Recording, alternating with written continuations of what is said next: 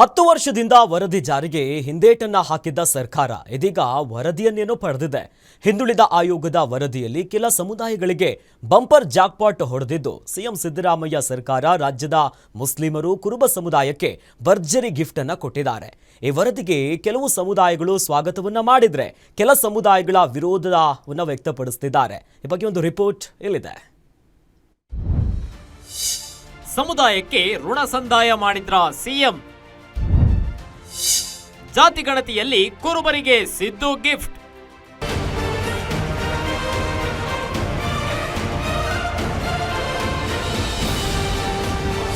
ರಾಜ್ಯದಲ್ಲಿ ಜಾತಿ ಗಣತಿ ಜಟಾಪಟಿ ಜೋರಾಗಿದೆ. ಇದರ ಜೊತೆ ಪರ ವಿರೋಧದ ಚರ್ಚೆಗಳು ನಡೆಯುತ್ತಿವೆ.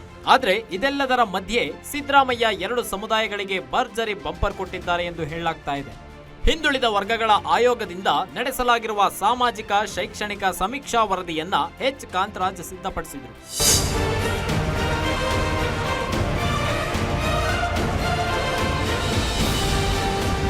2024ರಲ್ಲಿ ಜಯಪ್ರಕಾಶ್ ಹೆಗಡೆ ಅವರು ಈ ವರದಿಯನ್ನ ಸಿಎಂ ಸಿದ್ದರಾಮಯ್ಯರಿಗೆ ಒಪ್ಪಿಸಿದ 1 ವರ್ಷದ ಬಳಿಕ ಸರ್ಕಾರ ಸಚಿವ ಸಂಪುಟ ಸಭೆಯಲ್ಲಿ ವರದಿಯನ್ನ ಮಂಡಿಸಿ ಸಚಿವರಿಗೆ ಅಧ್ಯಯನಕ್ಕಾಗಿ ನೀಡಿದೆ. ಈ ವರದಿಯಲ್ಲಿರೋ ಅಂಕಿಅಂಶಗಳು ಈಗಾಗಲೇ ಬಹಿರಂಗಗೊಂಡಿರೋದ್ರಿಂದ ರಾಜ್ಯದಲ್ಲಿ ಮುಸ್ಲಿಂ ಮತ್ತು ಕುರುಬ ಸಮುದಾಯಕ್ಕೆ ಜಾಕ್ಪಾಟ್ ಹೊಡೆದಿದೆ.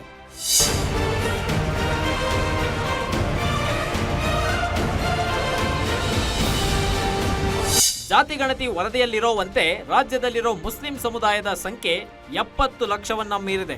ಇದರಿಂದಾಗಿ ರಾಜ್ಯದಲ್ಲಿ ಮುಸ್ಲಿಂ ಮೀಸಲಾತಿಯಲ್ಲಿಯೂ ಬದಲಾವಣೆಯಾಗುವ ಸಾಧ್ಯತೆ ಹೆಚ್ಚಾಗಿದೆ. ಹೀಗಾಗಿ ಮುಸ್ಲಿಮರಿಗೆ ಈಗಾಗಲೇ ಜಾರಿಯಲ್ಲಿರೋ 4% ಮೀಸಲಾತಿಗೆ ಇನ್ನೂ 4% ಮೀಸಲಾತಿಯೂ ದೊರೆಯಲಿದೆ. ಇದರ ಜೊತೆಗೆ ರಾಜ್ಯದಲ್ಲಿ ಇಷ್ಟು ದಿನ ಕುರುಬ ಸಮುದಾಯ ಸೇರಿದಂತೆ ಹಲವು ಜಾತಿಗಳನ್ನ ಪ್ರವರ್ಗ 2A ನಲ್ಲಿ ಗುರುತಿಸಲಾಗಿತ್ತು. ಆದರೆ ಈಗ ಮಂಡನೆಯಾಗಿರೋ ವರದಿಯಲ್ಲಿ ಕುರುಬ, ಕಾಡುಗೊಲ್ಲ, ಅಲೆಮಾರಿ ಜನ ಸೇರಿದಂತೆ 53 ಜಾತಿಗಳನ್ನ ಪ್ರವರ್ಗ 1Bಗೆ ಶಿಫ್ಟ್ ಮಾಡಲಾಗಿದೆ. ಇದರಿಂದ ಸಿಎಂ ಸಿದ್ದರಾಮಯ್ಯ ಸಮುದಾಯಕ್ಕೆ ಮೀಸಲಾತಿ ಹೆಚ್ಚುವರಿ ಹಂಚಿಕೆ ಮಾಡುವ ಮೂಲಕ ಭರ್ಜರಿ ಗಿಫ್ಟ್ ನೀಡಿದ್ದಾರೆ.